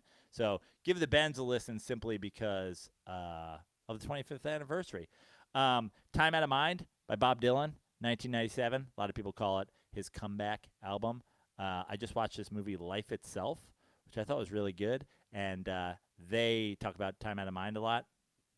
Fantastic Bob Dylan album that I think a lot of people probably have listened to the classic Bob Dylan stuff, all of his great younger work. Time Out of Mind actually beat Radiohead's OK Computer for Album of the Year that year. So Time Out of Mind. I am also going to throw out there Warren Zevon, which I, again, mentioned on my other podcast. A guy I keep coming back to as incredible. Just get yourself deep into some Warren Zevon. If you listen to Warren Zevon and you don't like it, I'll give you your money back. And then the final one I had is a show I just went and saw downtown, the Wood Brothers. Underappreciated blues, rock, country-ish band. Check out some Wood Brothers. I mean, I could do this all day. We could do 20 more, but those are the ones that I've already mentioned as unappreciated in the last couple of weeks. I think if you're going to be under quarantine and you want to listen to some stuff, you have to listen to Nick D'Alessandro's workout playlist. I mean, this thing is so good, isn't it, Nick? Just on loop? Yeah. I also have another playlist on my Spotify. It's just called Drink Coffee and Listen to This. And it's just like it's like a playlist of just albums where you can go pedal to the metal while you're driving. Drink coffee and listen to this. Drink coffee and listen to this. It was what I used to wake up to in the morning when I worked at a golf course, and I'd wake up at 5 a.m. and do some groundskeeping. Now, you guys are big coffee people. Yeah. Could you guys go without coffee? Could I go without coffee? I could certainly go without coffee now. Like I went without coffee yesterday. I got up at like noon yesterday, and I think I was napping at 1:30. See, you know what? That's part of my issue right now, dude. I'm falling into that too. Well, because yesterday you were hanging out with us on, what was that? What night was that we were all hanging out? Monday night. Monday night. And it was late. So yesterday was what day? Wednesday? Yeah. Yeah. So like I think I went to bed at 3:45 on Monday night. Yeah, we were up late. So then you get into this thing, but there's no reason to break out of that habit right now. But that's my problem. Like I've been waking up at 10. That's just not me. Like that's late. Yeah, but dude, everything it's the purge, bro. All the rules are off. Speaking of the purge, I'm gonna give one more deep. Like this isn't an album because the album's pretty good overall. But there's one. So do you remember Judgment Night? Remember the movie Judgment Night? I didn't see it. This is a like not that many people have seen it, but there's a movie that came out called Judgment Night. Emilio Estevez, Cuba Gooding Jr. I believe Jerry B. Piven's in it. Dennis Leary. And on the soundtrack, remember back in the day when you made soundtracks just to like they're like, we're gonna kill the soundtrack. Yeah. The Judgment Night soundtrack is rock bands with rap groups doing what like was ahead of its time in the like crossover, like the Jay-Z and Linkin Park thing. Yeah. The mashup. It was like the original mashup album. And there's a couple, like even Pearl Jam's even got a song on the album. But one of the greatest songs of all time, Teenage Fan Club, a British rock band, and De La Soul do a song called Fallen, which has a Free Fallen sample in it. One of the greatest songs of all time. I rediscovered it recently and was like, wow. I listened to it probably 200 times in the last month. Check out that. Check out Fallen and the whole Judgment Night soundtrack. Ice-T's on there. Yeah. So Mix-a-Lot. There's like a there's a Dinosaur Jr. and Del the Funky Homo Sapien track, a Cypress Hill and Pearl Jam track. Run DMC and Live in Color. Yeah. All right, you guys want to get to another call? Sure. This one I'm going to take the lead on because it's all about my old team. What's going on, boys? Kyle Aronofsky calling back from beautiful Toms River, New Jersey, home of the 1998 Little League World Series champions. And just like everyone else, I'm really missing sports right now. And last night I was just on YouTube looking up old highlights and kind of reminiscing on when the Jets were good, the Devils, the Mets, etc. And I stumbled upon the Jets-Bengals 2009 AFC Wild Card game. And this is the one where Shane Graham missed 3 field goals. He's generally blamed for that loss because they lost by 9. But 2 of those, the game was kind of already out of hand. But fucking Marvin Lewis, I honestly just did not realize at the time how terrible he was. He used both challenges in the first quarter. One of them was on a fumble. He tried saying it was an incomplete pass, and it took a commercial break. And then he had the whole break, and everyone in the stadium, they all knew that it was a fumble. They were showing it. And he still used his challenge. And it wasn't even like that important play of the game, And really the point of my call is, are the Bengals almost underrated in how much of a failing organization they are? Because you hear about the Jets, the Browns, those teams get more of the press on being terrible. And maybe that's just me being in the New York media market, but I feel like it's almost not talked about enough on how fucking terrible the Bengals have been and how many, crazy, blown chances they've had in the playoffs. And you look at those rosters, and they were absolutely stacked. Probably some of the most talented teams in the league, and they never even got out of the wild card round. So that's it. Hopefully, everyone's calling in with some more kind of random shit to get us through this. But for new listeners, this is not even going to be a problem. Podcast is probably going to be better than ever just with these guys riffing. So that's it. Condoms are for coronavirus, obviously. Goes without saying. Yes, to answer your question. Underrated. I think the Cincinnati Bengals, like I get angry. I can't even do this on Twitter. At least here I can go into detail. The Cincinnati Bengals are one of the worst run organizations of all of sports, and I've argued, obviously you have James Dolan, I've argued that Cincinnati Bengals owner Mike Brown could arguably be the worst owner. I got to say, the Bengals remind me a lot of how the Mets are. The Bengals and the Mets, bad ownership, synonymous with failure, but also, like, compete from time to time. Yeah. I think the reason that the Bengals go underrated is because you have teams like the Lions. Like, the Lions are just a cesspool of bad and they just, like, never compete. Well, that's what's crazy. That's why I wanted to pull this up. Like, the Lions have never had a good coach. The Lions have never, like, those guys, like, you have Megatron and Sanders retiring. But what's crazy, okay, so from 2009 to 2015, the Bengals made the playoffs 6 out of 7 years. Like that, a lot of NFL teams can't say that, right? Right. Make the playoffs 6 out of 7 years. But they didn't win a single game. Right. So this is where it's almost like an enigma.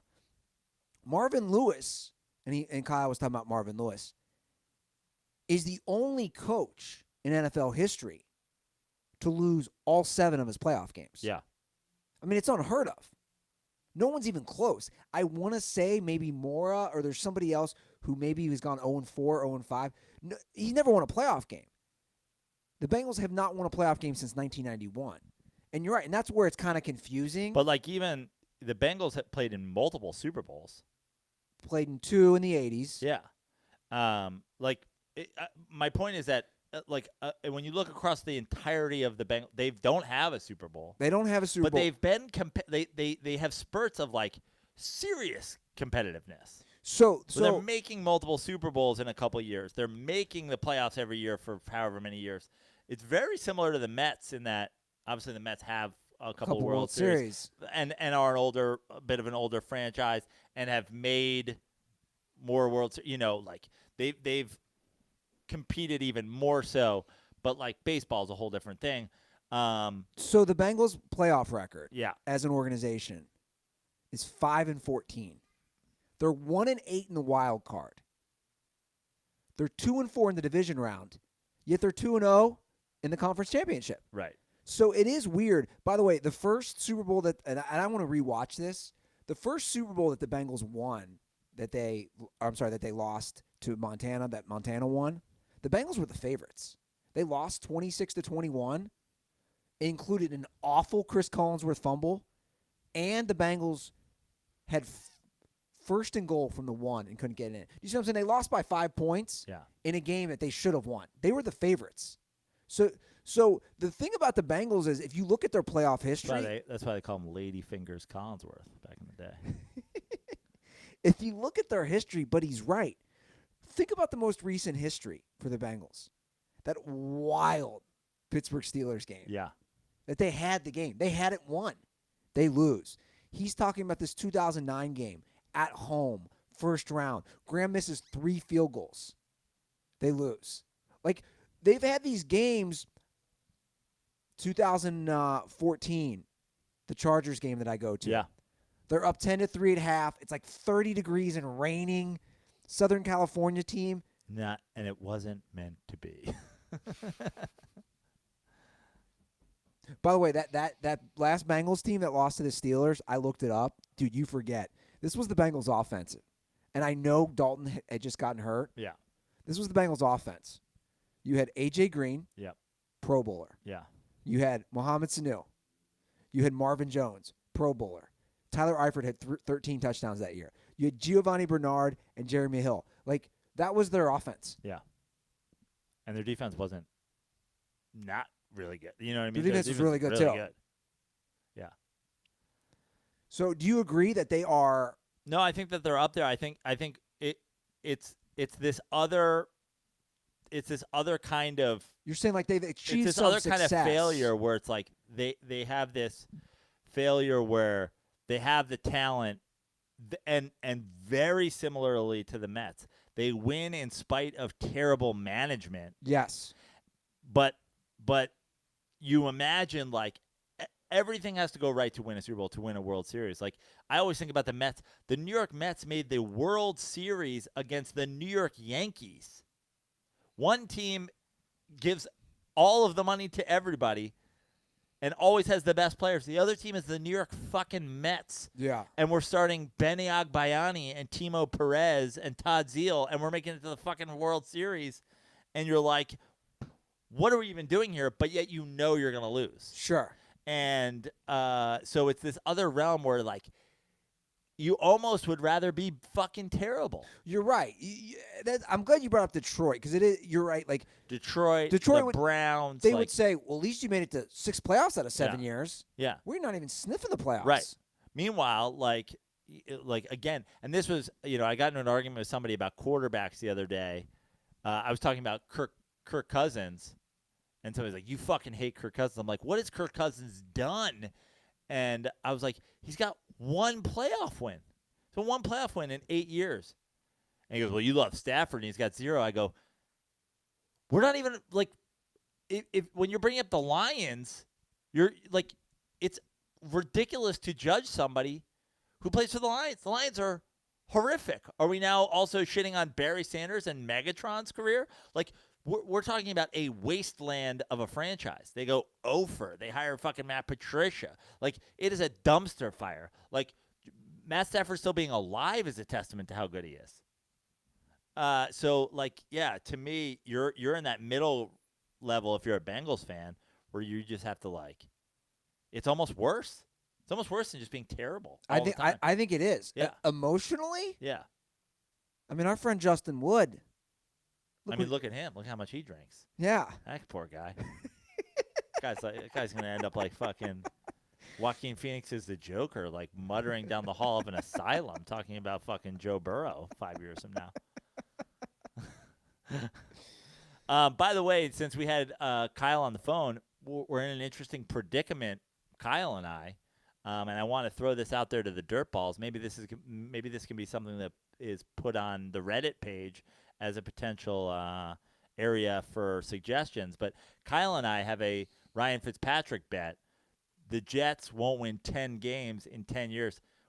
I also need Kyle or somebody to go back and get the exact terms of the bet and how many years. I think we're 3 full years in now, but I said 10 years the Jets won't win 10 games. That a Jets starting quarterback won't win 10 games, which is what Ryan Fitzpatrick did. Now they're going to 17 games.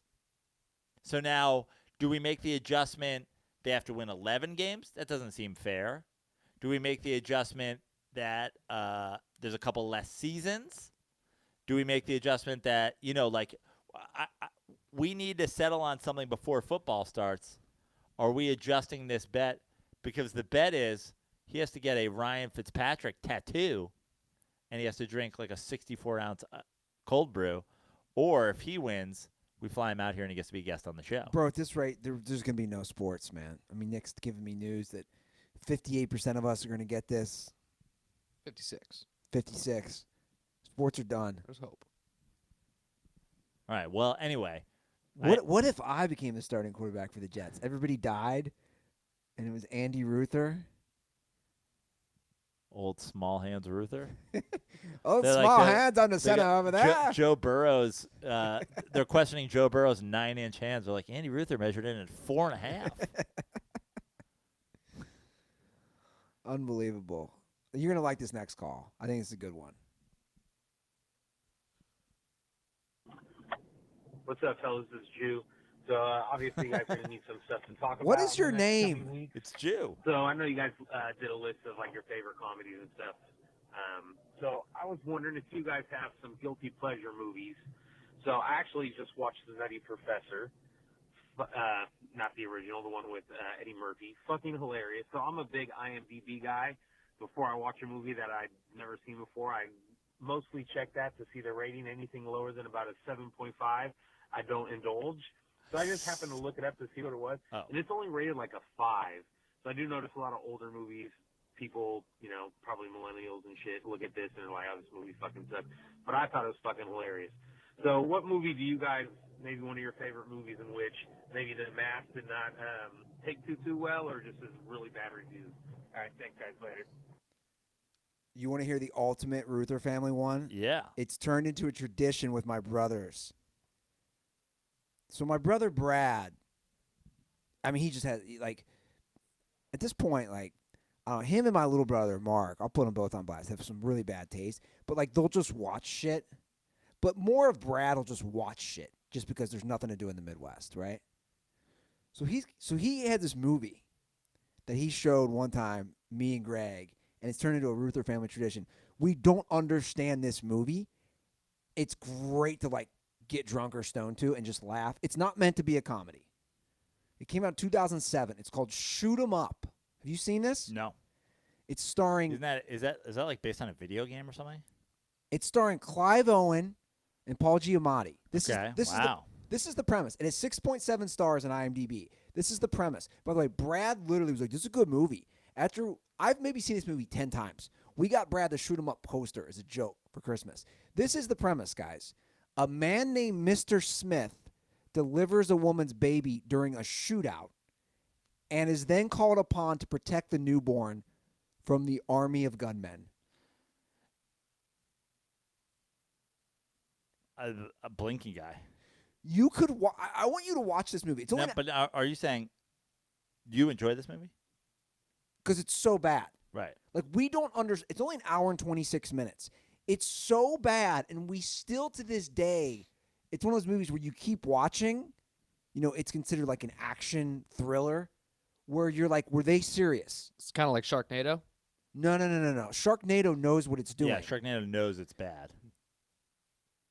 Again, it's called Shoot 'Em Up. But it's enjoyable to you in the sense that you're laughing at how bad it is, similar to how people will laugh at Sharknado. But bad. But Sharknado's tongue in cheek. Yeah, he's saying this isn't supposed to be bad, but he enjoys that it is bad. Yeah, and again, because it has legit actors. I honestly have never heard of that movie. Yeah, Clive Owen, Paul Giamatti, it has good actors. Yeah, both of those guys are great actors. And the fact that nobody really knows about this, the look on your face when I gave you the premise. Yeah. He's delivering a baby. Well, also because that's probably not that far removed from Children of Men, which is a fantastic fucking movie. But he's also protecting a mother of a pregnant mother in that. Obviously not at all in the same realm, but it's you would have think that of all people, Clive Owen would have been able to avoid it. Exactly, right? Yeah. And this is Paul Giamatti just a couple years after the Oscar. Right. Sideways. It's dude, why are you taking on this role? Dude, there's some scenes in this where you it's one of those movies that we have sat there in my brother's basement and rewound certain scenes time and time and saying, what is happening here? Stanko wants to know, is Shoot 'Em Up the movie where he kills a guy with a carrot in the beginning? Yes. Okay. What? Yes, you've seen it, Stanko. I totally forgot about that. Thank you. Brandon, this is what we're talking about. It's not meant to be a comedy. What are yours? I'm trying to think because I don't off the top of my head, I don't know movies that I think are not well.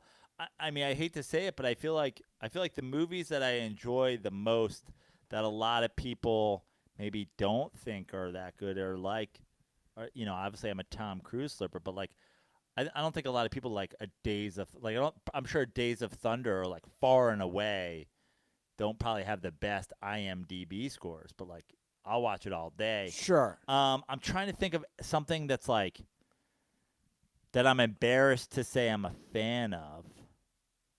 Bring It On. Out Cold. But I don't think that's a guilty pleasure as much as people don't know about it as much. Like, I think Out Cold's a pretty fucking great movie. I'll tell you what I think is a good movie. And Nick was getting all antsy when we were scrolling through it. I wasn't going to watch it. Magic Mike, I think, is a good movie. The first one. I haven't seen it actually. I think it's a legit good movie. I'm not watching Magic Mike with you in your apartment. Crossroads, the Britney Spears vehicle, was pretty good. Was it? I liked Crossroads. I'm not gonna lie, but like peak Britney Spears back in the day. But then like 80s stuff. Like there's some 80s shit that's like I don't know that I like it. I have no idea. Like, what do you think the IMDb score of like License to Drive is? You know what I mean? Bill and Ted's the Bill and Ted series. The IMDb, like the IMDb Can't Buy Me Love. License to Drive is 6.3. So that's pretty not strong. Hold on, back to the Magic Mike thing. Why would you be uncomfortable watching Magic Mike with me? The sexual connotations. Well, it's the fact that dick. you've already seen it.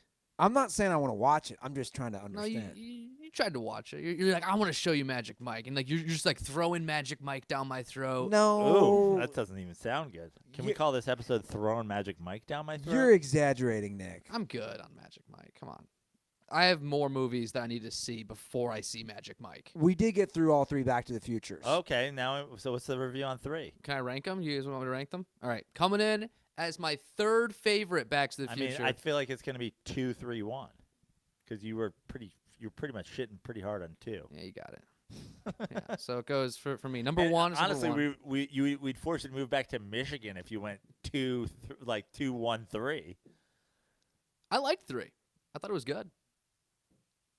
I stand by after rewatching it. I like 3 better than 2. Now it jumps the shark at the very end. We laughed. Crazy.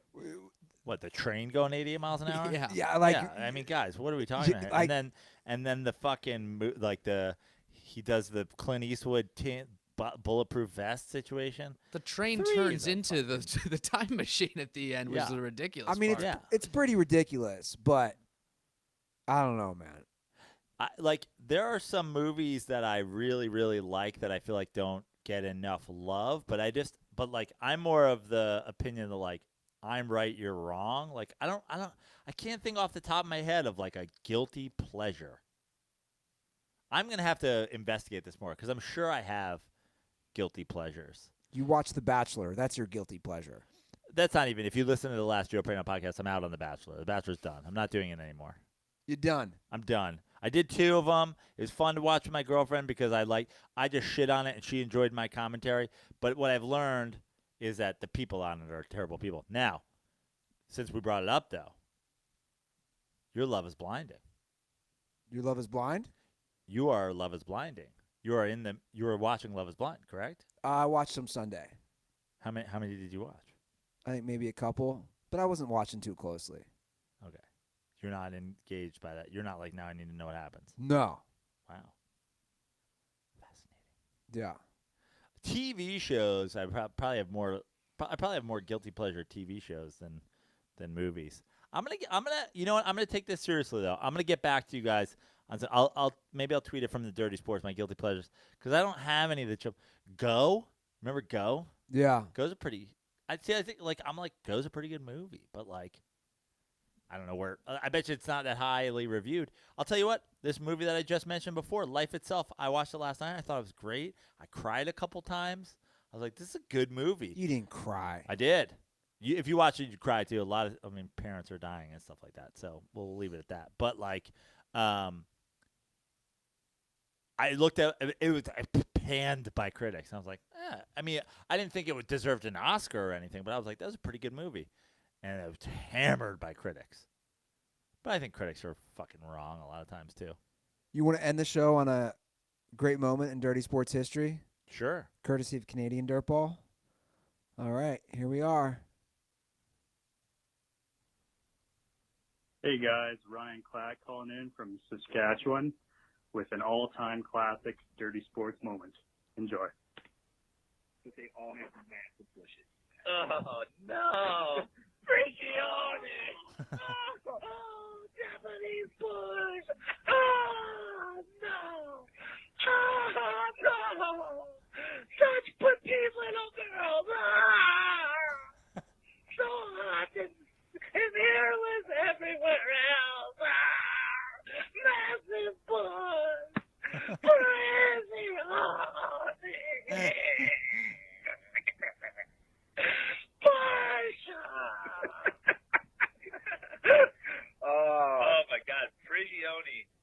about Japanese bush.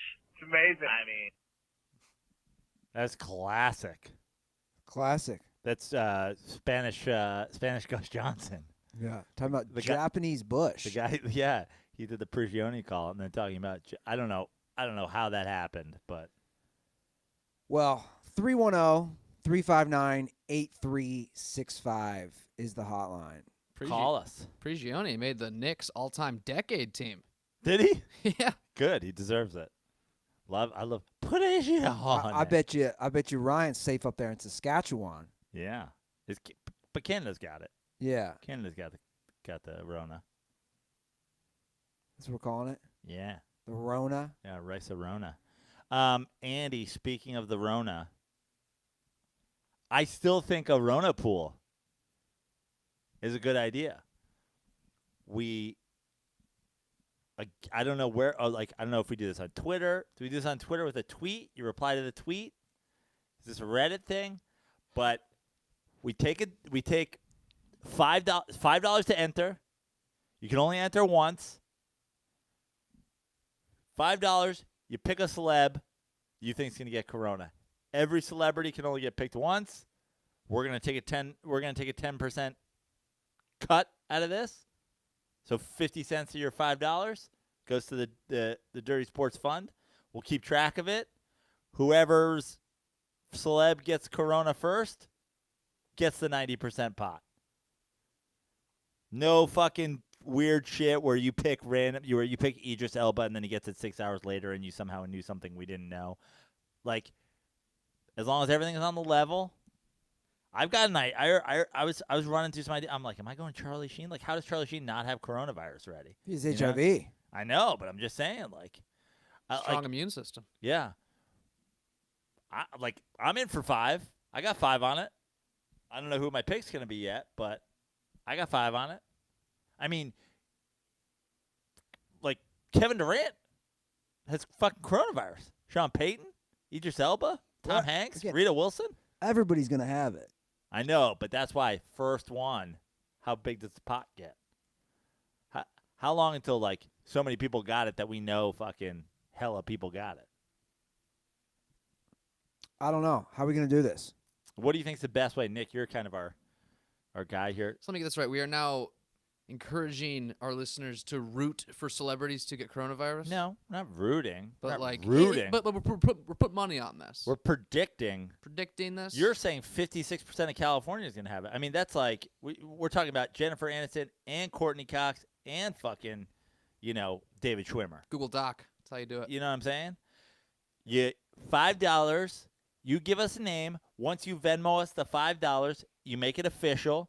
Then it goes on a Google Doc. That name's on there. Once we get your payment, that name's on there. No one else can take it. Pot keeps building until somebody fucking gets it. And then they get 90% and we take the 10. It's kind of like the right field baseball game. Exactly. You get it. It's like the celebrity death pool that everybody does, like, Right. start of the year. Yeah. By the way, Well, speak of the devil, Marcus Smart has it. see, it would almost be dumb not to choose an NBA player at this point, but also And also 2 Lakers players were also testing positive. We're not going to disclose those 2 Laker players. it's got to be Rondo. Rondo. I feel like Rondo's had coronavirus since 2012. It's the only explanation for his fucking jump shot. Dirty headband. I almost feel like we have to take the NBA out of it. Yeah. All right, we'll figure it out. Give us a call, 513-349-1300. Oh, shit. What the fuck was that? That was a glitch. 310-359-8365. It's been a long day. It's been a long day. It's been a long fucking day. Don't text Walt. I need some sleep. I need some more sleep. You guys want to wrap this up? Yeah, let's wrap it up. All right, guys. It's been a fun show. Stay dirty. I can't. I just can't. I'm ending it now. Good night. Evening. What do we do? That's live on YouTube.